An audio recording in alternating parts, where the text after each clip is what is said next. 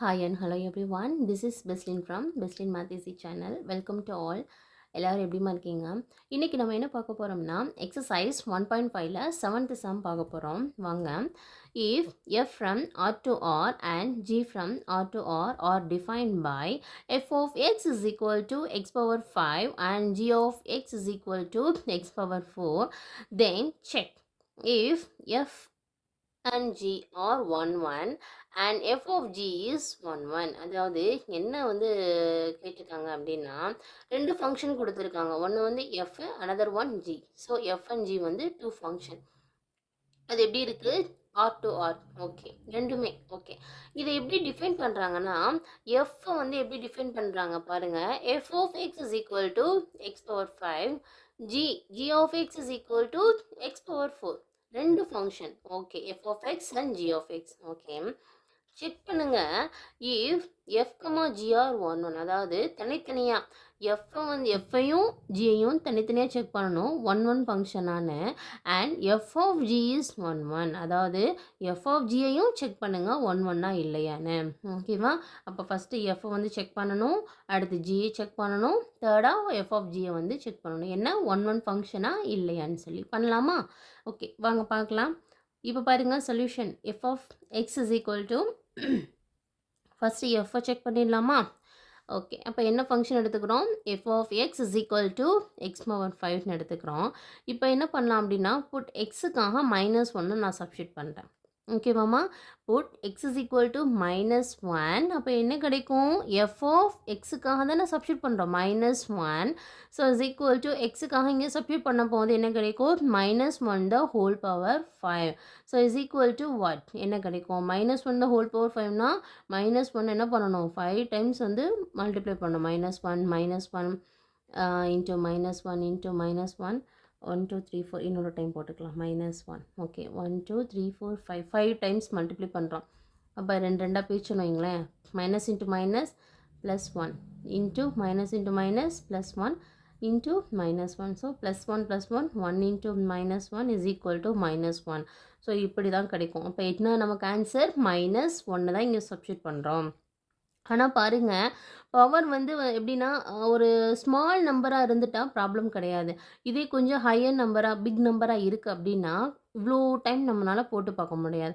அப்போ ஈஸியாக ஒன்று சொல்கிறேன். எப்படின்னா இப்போது பவர் வந்து ஆட் நம்பராக இருந்துச்சு அப்படின்னா வர்ற வேல்யூ எப்படி இருக்கும்னா நெகட்டிவாக இருக்கும். ஓகேவா?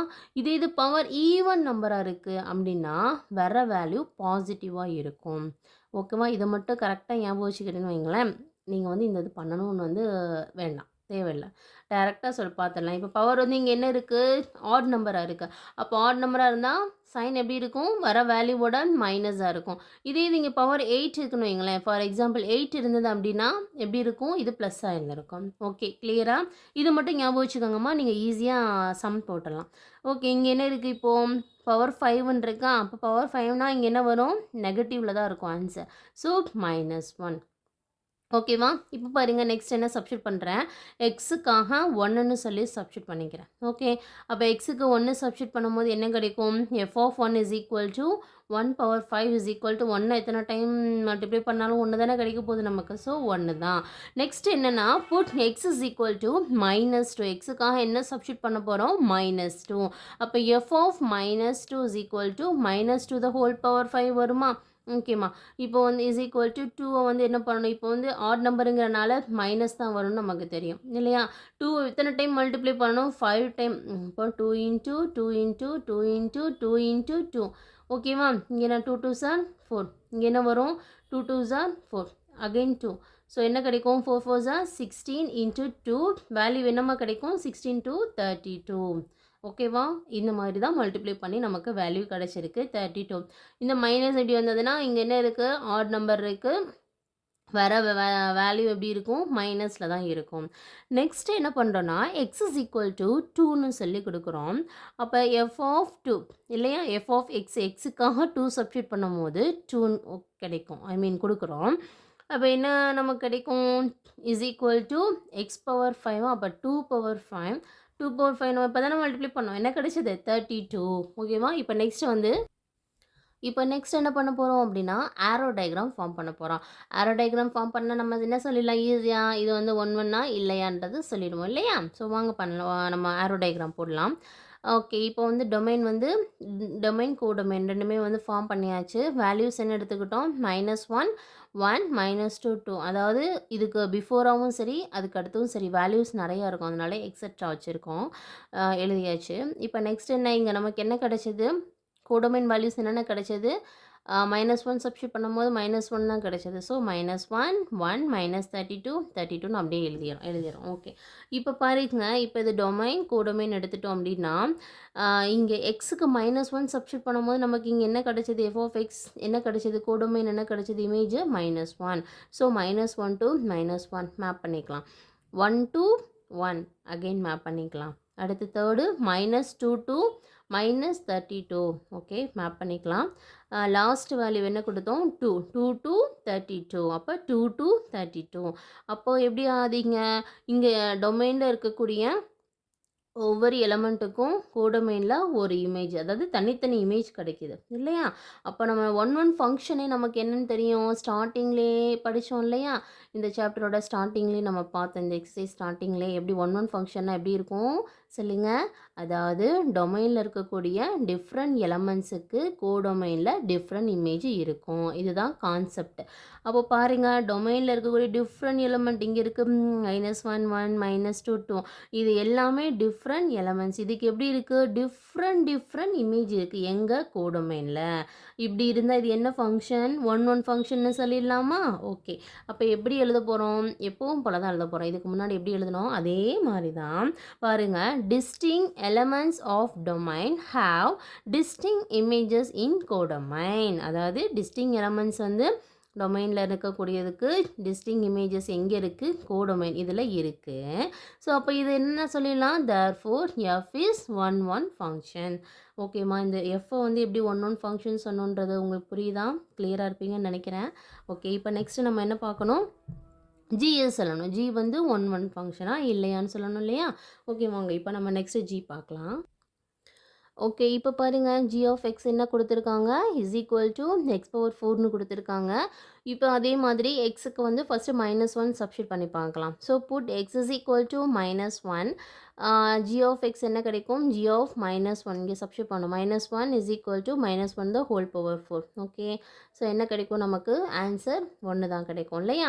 ஓகே. இப்போ அடுத்து again put X is equal to +1 substitute பண்ணுறோம். அப்போ G of 1 is equal to 1/4 is equal to 1 எத்தனை டைம் வந்து மல்டிப்ளை பண்ணாலும் 1 தான் கிடைக்கும். ஸோ 1. ஓகே. இப்போ பாருங்க, இதுக்கு மேலே நான் வந்து வேல்யூ சப்ஸ்டிட் பண்ணல. ஏன்னா இங்கே பாருங்களேன், இப்போ எக்ஸுக்கு -1 சப்ஸ்டிட் பண்ணும்போது 1 தான் கிடைச்சது. எக்ஸுக்கு +1 சப்ஸ்டிட் பண்ணும்போது 1 தான் கிடைச்சது. இந்த இந்த இடம் உங்களுக்கு புரியுதான்னு பாருங்கள். ஏன் நான் ஸ்டாப் பண்ணுறேன்னா, அதாவது 2 டிஃப்ரெண்ட் வேல்யூஸ் கொடுக்கும்போது எனக்கு என்ன தான் கிடைக்குது? சேம் இமேஜ் தான் நமக்கு இங்கே கிடைச்சிருக்கு. ஸோ இதுக்கு மேல் நம்ம போட வேணாம். போட்டாலும் வேல்யூஸ் இப்படி தான் இருக்கும். அதனால் இதில் ஸ்டாப் பண்ணிக்கிறேன். இப்போ நம்ம ஆரோ டயக்ராம் பர்ஃபார்ம் பண்ணலாமா? ஓகே. இப்போது என்ன -1, 1 எலமெண்ட்ஸ் எடுத்திருக்கோம். இதுக்கு முன்னாடியும் சரி, அடுத்தும் சரி வேல்யூஸ் நிறையா இருக்கணும். எக்ஸெட்ரா வச்சுட்டோம். இப்போ நெக்ஸ்ட் என்ன பண்ணுறோம்? இங்கே என்ன கிடைச்சது? 1, 1 சேம் தான். அப்போ 1 டைம் எழுதுனா போதும். ஓகே. அதே மாதிரி எக்ஸெட்ரா. ஏன்னா முன்னாடியும் வேல்யூஸ் இருக்கும், பின்னாடி இருக்கும். நம்ம ஒரு பர்டிகுலர் வேல்யூஸ் தான் எடுத்திருக்கோம். அதனால் அந்த மாதிரி இருக்கும். ஃபங்க்ஷன் வந்து ஜி. ஓகே. இப்போ பாருங்கள், எக்ஸுக்கு -1 சப்ஸ்டிட் பண்ணும்போது என்ன கிடைச்சது நமக்கு? இங்கே ஜி ஆஃப் எக்ஸ் என்னவாக இருந்தது? 1. So -1 to 1. அகெயின் எக்ஸுக்கு +1 சப்ஸ்டிட் பண்ணும்போது 1 தான். So 1 to 1. அப்போ என்ன ஆகுது? இங்கே பாருங்கள், டொமைனில் இருக்கக்கூடிய டிஃப்ரெண்ட் எலமெண்ட்டுக்கு கோடொமைனில் வந்து சேம் இமேஜ் இருக்கா? 1 தான். ஒரே ஒரு 1ஓட தான் இந்த 2 எலமெண்ட்டுமே என்னவாகுது? இங்கே பேர் ஆகுது. ஸோ எப்படி இருந்தது? 1 ஃபங்க்ஷனா சொல்லுங்கள்? இல்லை. ஏன்னா இங்கே நமக்கு நல்லா தெரியும் கான்செப்ட்டு. இங்கே இதுதான் டொமைன், இது கோடொமைன்னா டொமைனில் இருக்கக்கூடிய டிஃப்ரெண்ட் எலமெண்ட்டுக்கு கோடொமைனில் கண்டிப்பாக டிஃப்ரெண்ட் இமேஜ் இருக்கணும். அப்படி இருந்தால் தான் அது 1 ஃபங்க்ஷனாக இருக்கும். இது எப்படி இருக்குது? இங்கே வந்து கோடொமைனில் டிஃப்ரெண்ட் எலமெண்ட்டோட பேர் ஆகலை. ஒரே ஒரு எலமெண்ட்டோட தான் நான் சேம் இமேஜ் தான் கிடைச்சிருக்கு. நம்ம என்ன சொல்லிடலாம் பாருங்கள். distinct elements of domain does not have என்ன இல்லை distinct images in codomain. ஓகேவா? அப்ப என்ன சொல்லிடலாம்? தேர்ஃபோர் என்ன G is not one one function. இது வந்து ஒன் ஒன் ஃபங்க்ஷன் கிடையாது. எது? G. G வந்து ஒன் ஒன் ஃபங்க்ஷன் இல்ல அப்படின்னு. ஓகே. இப்போ வந்து F சொல்லியாச்சு. Gயும் கண்டுபிடிச்சிட்டோம். நெக்ஸ்ட் என்னம்மா கண்டுபிடிக்கணும் சொல்லுங்க? F ஆஃப் G கண்டுபிடிக்கணும். வாங்க பார்க்கலாம். ஓகே. இப்போ F ஆஃப் G கண்டுபிடிக்கலாமா? F ஆஃப் X என்ன கொடுத்துருக்காங்க? X power 5. G of X என்ன கொடுத்துருக்காங்க? X power 4. F of G எப்படி எழுதுவோம் நம்ம? நமக்கு தெரியும். F of G of X. G of X வந்து உள்ளே வந்துடும். ஓகே. இப்போ F அப்படியே வச்சுக்கலாமா? G ஆஃப் Xோட வேல்யூ என்ன கொடுத்துருக்காங்க? X power 4. அப்படியே சப்ஸ்டிட் பண்ணியாச்சு. இப்போ இந்த டேர்மை நம்ம எப்படி வந்து கன்சிடர் பண்ணுவோம்? Xன்னு வச்சுக்கோங்க. அப்போ F ஆஃப் Xோட வேல்யூ என்ன? X power 5. அப்போ Xக்காக இந்த X பவர் 4 சப்ஸ்டிட் பண்ணுவோமா? இந்த இடம் கிளியராக இருக்கீங்களா? பாருங்கள். எக்ஸுக்காக என்ன சப்ஸ்டியூட் பண்ண போகிறோம்? எக்ஸ் பவர் 4 சப்ஸ்டியூட் பண்ணுறோம். அப்போ என்ன கிடைக்குங்க? எக்ஸுக்காகனா எக்ஸ் பவர் 4 சப்ஸ்டியூட் பண்ணுறோம். அகைன் இந்த 5ம் வந்துடும். அந்த டேர்ம் தான் இங்கே இந்த டேர்ம். புரியுதாம்மா? கிளியராக இருக்கீங்களா? பாருங்கள். இம்பார்ட்டன்ட் ஸ்டெப்பு, மிஸ்டேக் வந்துடக்கூடாது. அப்போ எக்ஸ் பவர் 4 த ஹோல் பவர் 5. ஓகேம்மா? ஓகே. இப்போ என்ன எக்ஸ் அப்படியே இருக்கும். 4 × 5 மல்டிப்ளை பண்ணும்போது 20. அப்போ F of g is equal to X power 20ன்னு கிடைக்கிது. ஓகே. இப்போ என்ன பண்ண போகிறோம்? நெக்ஸ்ட் பாருங்கள். F of g is equal to X power 20 கிடைச்சதா? இப்போ எக்ஸுக்காக -1 ஃபஸ்ட்டு சப்ஸ்டியூட் பண்ணுறேன். Put X is equal to -1. So F of இது எப்படி எடுத்துக்கலாம்? X f of G of x. ஓகேவா? எஃப் ஆஃப் எக்ஸ் மாதிரி தான். So of X is equal to X power 20. ஓகேவா? ஓகே. இப்போ பாருங்கள். எக்ஸுக்காக -1 எப்படி? F of G of -1 is equal to -1 the whole power 20. So நமக்கு ஆன்சர் வேல்யூ என்ன கிடைக்கும்? 1 தான் கிடைக்குது. ஓகே. இப்போ நெக்ஸ்ட் வந்து +1 சப்ஸ்டியூட் பண்ணுறேன் எக்ஸுக்காக. அப்போ எஃப் ஆஃப் ஜி ஆஃப் எக்ஸுக்கு வந்து +1 சப்ஸ்டியூட் பண்ணுறோம். அப்போ என்ன கிடைக்கும்? 1 பவர் 20. இங்கே இல்லையா? 1 பவர் 20. 1 எத்தனை டைம் மல்டிப்ளை பண்ணாலும் 1 தான் கிடைக்க போகுது. ஸோ என்ன கிடைக்கும் நமக்கு? 1. ஓகேவா? இதோடு நான் ஸ்டாப் பண்ணுறேன். ஏன் அப்படின்னா பாருங்கள், சொல்லுங்கள், கெஸ் பண்ணுங்கள். எப்படின்னு ஏன் நம்ம இதுக்கு மேலே வேல்யூஸ் நம்ம எக்ஸுக்கு சப்ஸ்டியூட் பண்ணாமல் இதோடு ஸ்டாப் பண்ணுறோம் சொல்லுங்கள். என்னென்னா, அதாவது எக்ஸுக்கு டிஃப்ரெண்ட் வேல்யூஸ் நம்ம கொடுத்தோம்ல.